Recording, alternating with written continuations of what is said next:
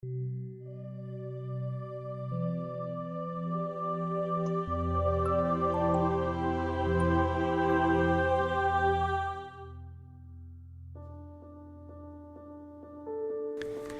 impossível defender o pentecostalismo? Bom, este é o assunto hoje. Vamos falar sobre isso, sobre o que aconteceu com a gente.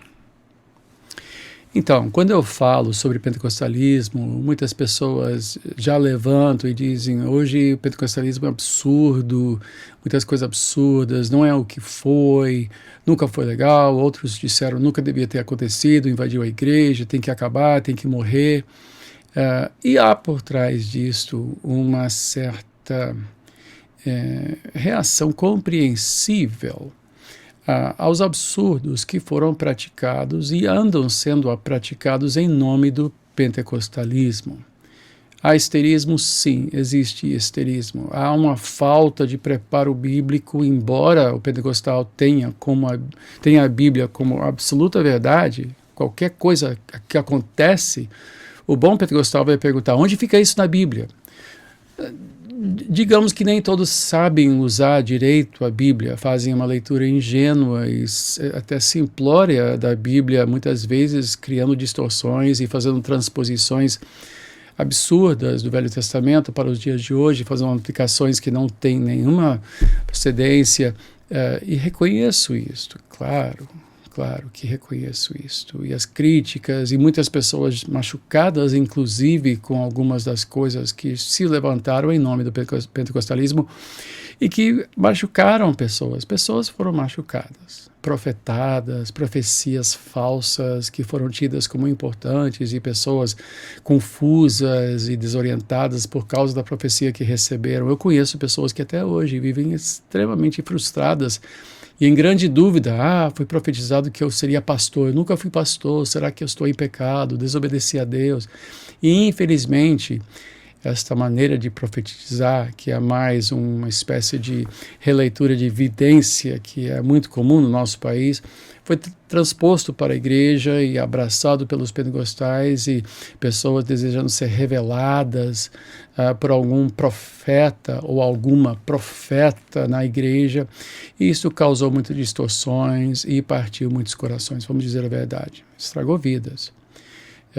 Há abusos no campo pentecostal, não há menor dúvida quanto a isso. Certamente há muitos abusos, pessoas rodopiando, caindo por aí, latindo como cachorros, fazendo coisas que são muito estranhas, para não dizer até desvios muito sérios do Evangelho e da prática cristã dos apóstolos, né?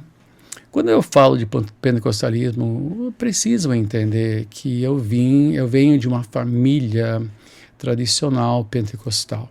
Já sou quarta geração. Meu bisavô foi do movimento pentecostal bem no início no Canadá. Houve abusos então? Sim, houve abusos.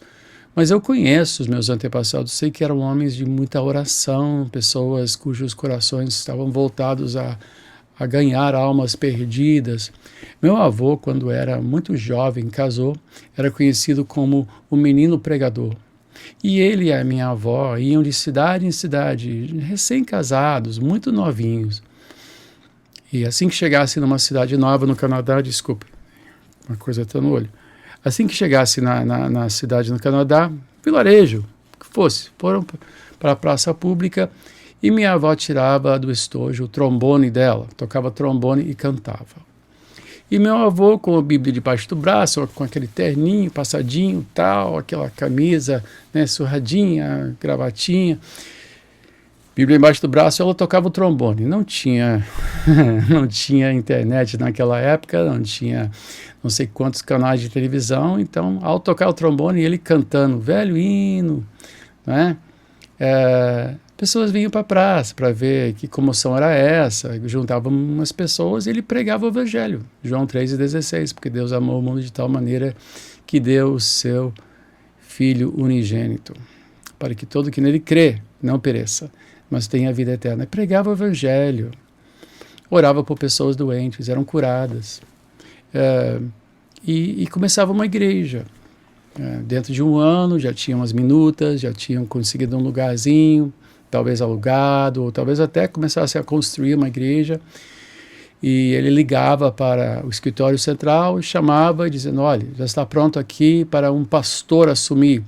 Um pastor era mandado, um jovem pastor, para assumir a nova congregação, e ele passava para o vilarejo em seguida. Ele construiu a igreja de pedra de Toronto, foi Stone Church em Toronto, uma igreja tradicional, pentecostal, né?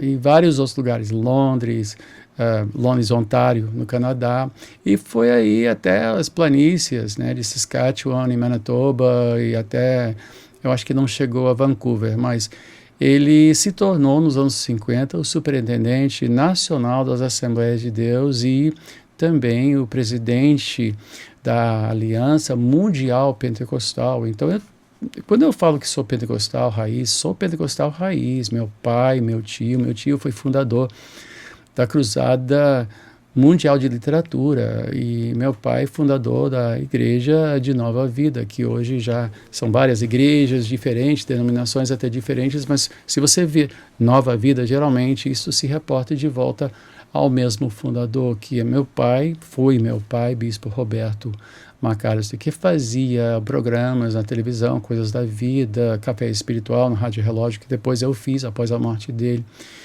E eu cresci com meu pai orando pelos enfermos, pregando o evangelho, batizando pessoas, expulsando demônios, e via a sua vida derramada no evangelho. Nunca enriqueceu por causa disso. Ele sempre me dizia, filho, o que importa não é o que a obra pode nos dar, mas o que nós podemos dar à obra de Deus. Eu fui criado neste modo de pensar que a obra era prioritária, não era a vida do pastor. E a gente foi muito abençoado. Meu avô era um homem paupérrimo, meu pai já era um homem, enfim, ele tinha mais meios, não é? Mas hoje em dia, quando se vê os marajás do pentecostalismo e do neopentecostalismo, é algo que entristece o coração. Não é este o pentecostalismo que eu defendo.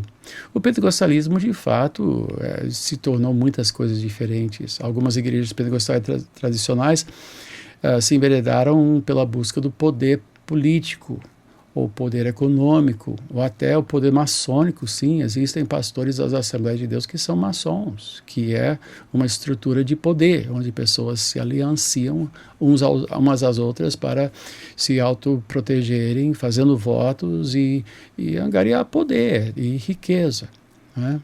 E se poder fosse o único alvo, então qualquer poder serve, seja o poder da cura, ou seja, o poder maçônico, né?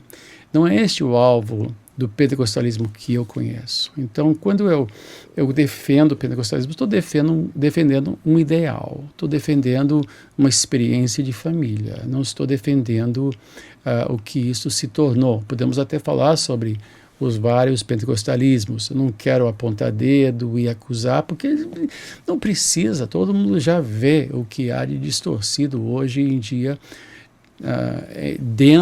debaixo dessa rubrica de pentecostalismo. Mas quando eu defendo, eu não faço isso de modo ingênuo ou com os olhos fechados. Preciso me entender. O que eu estou defendendo? Estou defendendo um pentecostalismo que se reporta de volta a coisas que a gente vê no livro de Atos dos Apóstolos, né? Cura divina, pessoas sendo salvas, poder de Deus se manifestando milagrosamente, até palavras de conhecimento, discernimento, não é?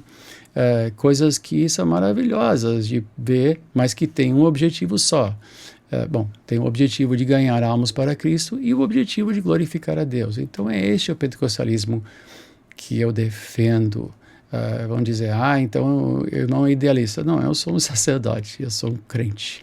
Eu creio nestas coisas e ainda vivo na expectativa de ver o poder de Deus agir no nosso meio nos dias de hoje. E eu continuo a buscar isto. E um avivamento para a igreja, um retorno de joelhos a Deus, pedindo perdão pelos nossos muitos pecados e que Ele realmente salve o Brasil.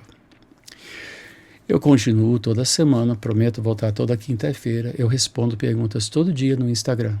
Bispo Walter, só isso, Bispo Walter. No Instagram respondo essas perguntas. Eu tenho um canal que às vezes, não é sempre, eu posto algumas coisas no Telegram, que é Orando pelo Brasil. Qualquer coisa pode mandar sua pergunta, sugestão, até no YouTube, onde esse vídeo vai aparecer, está passando no YouTube também, no Instagram.